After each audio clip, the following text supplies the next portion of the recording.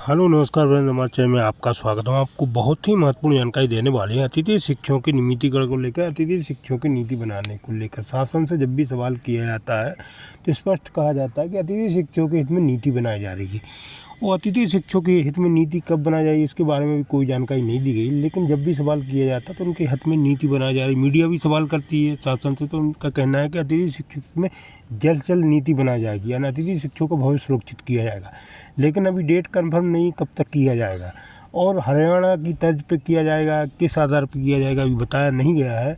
लेकिन अतिथि शिक्षकों ने सरकार को अल्टीमेटम दिया है कि जल्दी अतिथि शिक्षकों की मांगें मानती है सरकार तो ठीक है, नहीं तो ये बड़ा आंदोलन करेंगे भोपाल की तरह पे। तो मैं पूरी विस्तार से जानकारी देने वाला हूँ, लाइव वार्ता भी सुनाने वाला हूँ। क्या कहना है रविकांत गुप्ता जी का अतिथि शिक्षकों के नियमितीकरण को लेकर, उनका भविष्य सुरक्षित करने को लेकर शासन का क्या कहना है। वीडियो में बने रहे, वीडियो पूरा देखें। वीडियो अच्छा लगे तो लाइक जरूर करें और चैनल को सब्सक्राइब जरूर कर लें अपनी अपडेट पाने के लिए। वैसे भी लगभग लगभग लाइव कार्यक्रम अब एंड की ओर है, क्योंकि सेशन भी एंड की ओर है। 30 अप्रैल मार्च से हमारा सेशन खत्म हो जाएगा। 1 अप्रैल से नया सत्र चालू हो जाएगा और हर वर्ष की बात इस वर्ष भी 30 अप्रैल तक हम लोग स्कूलों में काम करते रहेंगे। लेकिन वर्तमान में जो आने वाले समय में ट्रांसफर, प्रमोशन, उच्च प्रभार जो भी होने हैं, जल्दी सरकार ट्रांसफर नीति लेके दोबारा आ रही है और इस बार कहा यह जा रहा है कि अप्रैल में ही ट्रांसफर संबंधित पूरे कार्य कर लिए जाएंगे और मई जून में ही शिक्षकों के तबादले उनके दिए गए विकल्प के अनुसार कर दिए जाएंगे। इसके बाद ही मई जून में ही प्रमोशन की भी प्रक्रिया शुरू होने वाली है। ठीक है, लेकिन सबसे बड़ी बात यह है कि जो सरकार लगातार हम लोगों को बोल रही थी कि हम आपका भविष्य सुरक्षित करेंगे, अधिकारी से लेकर के मुख्यमंत्री तक, शिक्षा मंत्री तक कई बार बोल रहे हैं कि हम आपके लिए जल्दी कोई ना कोई अच्छी नीति बना रहे हैं। जितनी बार भी मीडिया वालों ने पूछा है उनसे जवाब हमेशा यही मिला है कि हम कोई ना कोई एक अच्छी नीति इनके लिए तैयार कर रहे हैं, लेकिन नीति क्या बन रही है आज तक मालूम नहीं पड़ा। क्योंकि जितनी पत्र हमारे लगे सब पत्रों का जवाब भी यही आता है कि नीति बन रही है, नीति तैयार हो रही है। और महापंचायत में जो घोषणाएं माननीय शिवराज सिंह चौहान जी ने की थी, उन घोषणाओं का जवाब भी लगभग लगभग सरकार ने एक पल्ला झाड़ लिया है कि हमने जो घोषणाएं हुई थी वो सब आदेश हमने पूरे कर दिए। अब नियमितीकरण हमें चाहिए, नियमितीकरण संभव नहीं है, मैं बार बार बोल चुका हूँ। पद स्थायित्व की बात कर रहे हैं और जो बातें शाजापुर में शायद नहीं हो पाई, जो एक संगोष्ठी रखी गई थी, बड़ा कार्यक्रम हुआ था, वो बातें मैं आप लोगों से यहाँ से करता हूँ। और क्योंकि शाजापुर में अगर होती भी तो लिमिटेड लोगों तक पहुंचती, यहाँ पे हम बात करेंगे तो पूरे प्रदेश के लोग देखेंगे और उनको भी समझ में आएगा कि क्या हम जो मांग रख रहे हैं सही है। पहला एक हरियाणा नीति की बात होती है। हरियाणा नीति पर मैंने एक वीडियो तैयार जरूर किया था, मैं भी अपलोड नहीं कर पाया हूँ, उसको भी आप लोगों को एक दिन में वो आपको मिल जाएगी। लेकिन मध्य प्रदेश में जो अभी हरियाणा नीति जो विद्वान है उनके ऊपर लागू किया गया, अभी वो भी परेशान है, वो भी पूरी तरह से उसमें अस्वस्थ नहीं है, क्योंकि उसमें भी कई प्रकार की विसंगतियां बनी हुई है। सबसे बड़ी बात यह होती है कि किसी भी राज्य की पॉलिसी, जिस पॉलिसी के तहत आपको उस पद पर नियुक्ति प्रदान की गई है, जिस पॉलिसी के तहत आपको वहां पर नियुक्ति जो आपका पद सृजित किया गया है शिक्षक का, उसकी पॉलिसी क्या है। हरियाणा की पॉलिसी तो पता नहीं है, क्योंकि जैसे आपने असम का देखा होगा, एक अभी आईसीटी लैब का जो था असम में, उन्होंने उनको नियमित कर दिया, लेकिन एमपी में उसको आउटसोर्स कर दिया गया। तो एक ही योजना है, केंद्र सरकार की योजना थी, दोनों का काम था आईसीटी। एक असम एक राज्य है जहां पे आईसीटी वालों को 62 वर्ष की नौकरी दे दी गई, 20,000 पेमेंट फिक्स कर दिया गया, आने वाले समय पर महंगाई भत्ते के अनुसार उनका मानदेय बढ़ता रहेगा। मध्य प्रदेश में उसी के उलट किया गया, उस पद को आउटसोर्स में डाल दिया गया। तो आप ये समझ सकते हैं कि जो राज्य है, अलग अलग राज्यों में अलग अलग नीतियां बनती हैं, अलग अलग पॉलिसी होती हैं उन पदों को क्रिएट करने में। तो विद्वानों के लिए क्या था कि वो एक सीमित वर्ग में थे, लगभग 4,000 से 5,000 लोग थे, तो उनके लिए पॉलिसी 4,000 5,000 में से कुल 2-2,500 लोगों के लिए काम में आ गई। 2-2,500 लोग अभी भी सफर कर रहे हैं।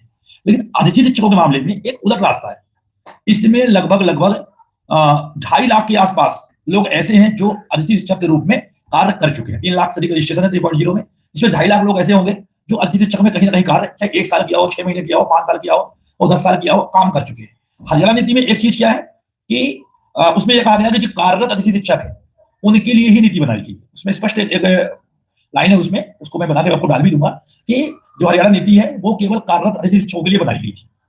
और हरियाणा नीति में जो कार्य हुआ है उसमें भी एक अनुभव का क्राइटेरिया बनाई गई, अनुभव के आधार पर ही वहां पे लाभ मिला। हम इसे उलटने के खिलाफ में नहीं है, जो भी सरकार तो बार बार यही बोल रहे हैं, सरकार एक बार से रास्ता बनाए, चाहे वो किसी को भी नियमित करे, 10 लोगों को नियमित करे, एक रास्ता खुलेगा, उस रास्ते से धीरे धीरे अधिकतर लोग अंदर पहुंच जाएंगे। ये एक आसान तरीका होता है। जो मैंने आपको बताया था कि हम 10,000 20,000 30,000 पद जो भी है वो गेस्ट के लिए सरकार आरक्षित कर दे और उसमें विभागीय परीक्षा हो जाए एक अनुभव के आधार पर। नए लोग हमारे साथ नहीं है, उनको परीक्षा में आरक्षण मिला हुआ है, और बोनस अंक जो महापंचायत में कहा गया था बोनस अंक लागू कर दे, जो स्कोर कार्ड में 20 अंक दिए हैं उन 20 अंकों को हटा करके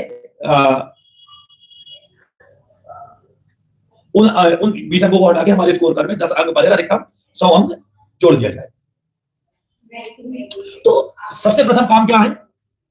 संगठन का एक होना। लगभग संगठन एकता के रूप में सदाबहार कार्यक्रम से बदलने के लिए तत्पर रहे हैं, बातें हो रही हैं, कुछ अनबन है, कुछ चीजें हैं जो अभी नहीं हो पा रही है। लेकिन मैं आपको बता दूं और कि हम लोग खुद बीएमएस के की संबंधता कभी लिए नहीं, और इसके पहले जो हमारा संगठन था 2011 में संगठन बना था, 2019 तक बीएमएस से ही संबंध था। और सरकार जब भी देगी, आप कितना भी हम आंदोलन कर लेंगे, हमें पता है कि सरकार किसी और को नेता नहीं बनाएगी। सरकार जब भी देगी बीएमएस के माध्यम से ही देगी, क्योंकि बीएमएस जो है सरकार का एक अनुसांगिक संगठन है, और हम आंदोलन करेंगे, हम कुछ भी करेंगे, लेकिन नाम वो अपने संगठन को ही देगी, हमें उससे नाम और से कोई मतलब नहीं है। लेकिन आवश्यकता है संगठन एक होने की। हमने पहले भी कहा था कि संगठन जब तक एक नहीं होगा तब तक चीजें मिलेगी नहीं। कुछ लोग आए, कुछ नए लोगों को लेके आया गया संगठन में, पुनः वही चीजें शुरू हुई, हम ऐसा करवाया, हमने वैसा करवाया, एक दिन वाले को भी नियमित करवाएंगे और 10 साल वाले को नियमित करवाएंगे, जो कभी संभव ही नहीं है। अगर काम की बात हम नहीं करेंगे, सिस्टम की बात नहीं करेंगे, तो एक दिन क्या 10 साल वाले का भी कुछ नहीं होगा, सब कुछ तबाह हो जाएगा, बर्बाद हो जाएगा। जो 5 साल में सरकार को हम लोगों ने बातें बताई हैं, जो अपनी दर्द पब्लिक के सामने ला के रखा है, वो शायद जिस प्रकार से 18 में हुआ था कि सरकार शायद कुछ और देने के मूड में थी, लेकिन उन्होंने देखा कि अगर हमने इनको कुछ किया तो नेता कोई और बन जाएगा, और वो चीजें जो हमें 18 साल मिलती वो आके हमें 23 में मिली। वही सेम चीज अभी कि कुछ चीजें ऐसी हैं जो सरकार अभी वर्तमान में लागू कर सकती है, अगर संगठन सब एक होकर के एक मंच में आकर के काम करते हैं। और अगर ऊपर वाले की कृपा रही तो आप लोगों को जल्दी इस संबंध में खुशखबरी मिलेगी कि इसी महीने के लास्ट तक में सभी संगठन एक होकर के एक मंच, एक परिवार में आ जाएंगे। जो भी हमारी ओर से, समन्वय समिति की ओर से, सुनील सिंह परिहार की ओर से, पीडी खैरवानी की ओर से मैं आश्वस्त करता हूं खुद भी कि अगर कोई ये कहता है कि मैं आगे रहूंगा तो हम उसके पीछे चलने को तैयार हैं। हमने पहले भी कहा था और आज भी हम आश्वस्त कर रहे हैं कि संगठन एक होता है, और अगर जो संगठन की शर्तें बनती हैं उन संगठनों के शर्तों पर सभी संगठन आते हैं, तो हम निश्चित तौर पे हम उन संगठनों के पीछे चलने को तैयार हैं। हम आगे उन्हीं को कर देंगे, भाई आप ही आगे रहो, आप ही से लो, हम आपके सहयोग में पहले भी थे, आज भी हैं, और जल्दी ये सपना साकार होगा। सभी संगठन एक मंच में आएंगे और एक बड़ा कार्यक्रम भोपाल के सड़कों पर एक बार फिर देखने को मिलेगा। साथियों, अभी ई अटेंडेंस को लेकर के भी काफी चर्चाएं चल रही हैं। कई जगहों पे ऐसा हुआ है कि मानदेय भुगतान नहीं हो पाया है। इस संबंध में एक याचिका संगठन की ओर से माननीय उच्च न्यायालय में लगाया गया था, जिस पर उच्च न्यायालय ने यह कहा था कि याचिकाकर्ता एक फिर से आवेदन डीपीआई में प्रेषित करे कि उन्हें क्या क्या समस्याएं ई अटेंडेंस में आ रही है। तो ऐसे जिले जहां पे मानदेय भुगतान नहीं हो पा रहा है, हमने प्रयास किया है कि सितंबर, अक्टूबर, नवंबर जो भी दिन आपके किसी कारण से कटे। अभी एक किसी की मैसेज आया था कि हमारे यहाँ दिसंबर में चुनाव था एक दिन, और चुनाव के कारण हमारे यहाँ अवकाश था, लेकिन पोर्टल में वो अवकाश अपडेट नहीं किया गया, जिससे उनका एक दिन का मानदेय काट लिया गया है। तो इन सब समस्याओं को लगातार मैं डीपीआई के समक्ष रख रहा हूं, और एक नया आवेदन बना करके मैं डीपीआई के समक्ष दे भी रहा हूं कि जल्दी इसका निराकरण किया जाए, अन्यथा फिर हम दोबारा न्यायालय की शरण में पहुंचेंगे। क्योंकि अब सरकार ई अटेंडेंस से पूरी तरह से सख्त होती जा रही है, धीरे धीरे वो नए नए नियम बना रही है, क्योंकि अतिथि शिक्षकों के लिए बहुत सारी चीजें उसमें बदल जाएंगी, बहुत सारी परेशानियां शुरू हो जाएंगी। क्योंकि अभी अतिथि शिक्षकों को स्कूल के कार्य से कहीं ना कहीं भेज दिया जाता है। मैं भी खुद स्कूल में हूँ और मुझे पता है कि मुझे खुद कई कारणों के लिए मुझे बाहर जाना पड़ता है। कभी-कभी ऐसा होता है कि ई अटेंडेंस के टाइम पे हम स्कूल भी नहीं पहुंच पाते, तो उस एवज में कौन जिम्मेदार होगा? जब अगर लोकेशन चेंज नहीं हो पाएगी तो हम अटेंडेंस कैसे लगाएंगे? ये एक बड़ी विडंबना होगी अतिथि शिक्षकों के लिए, क्योंकि अटेंडेंस की वार्ता में अगर अतिथि शिक्षकों को ओडी मिलती नहीं, हम ट्रेनिंग के लिए आवेदन कर नहीं सकते, तो फिर हम अटेंडेंस कैसे लगाएंगे? क्योंकि अगर साला प्रभारी का मुझे पता है कि लगभग 70% अतिथि शिक्षक ऐसे 70 की 90%, क्योंकि अगर साला प्रभारी की बात नहीं मानेंगे तो उनको अगले वर्ष शायद स्कूल में रखने के लिए आनाकानी करना शुरू हो जाएगा।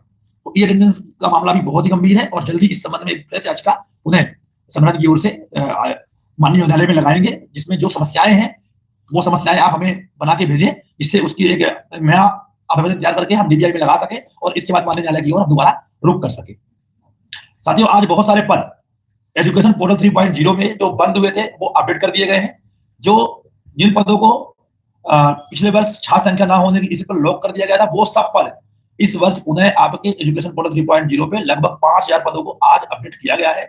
आप लोग अपने अपने स्कूल की प्रोफाइल में जाकर के अपने स्कूल के किसी भी टीचर की आईडी से उन पदों को देख सकते हैं कि कहां पे पद है, कहां पे पद नहीं है। तो बहुत सारी जगहों पे पद बंद हो गए थे, वो पद अब आपके एजुकेशन पोर्टल 3.0 पे आ गए हैं। और अगर आपको जेएफएस पोर्टल 3.0 में लेके आना है पद को, तो आप अपने प्रभारी से पद लिखवा करके आप भोपाल आ जाइए, या तो जीपीआई डायरेक्ट आप जा सकते हैं, या मेरे पास आप आ जाइए।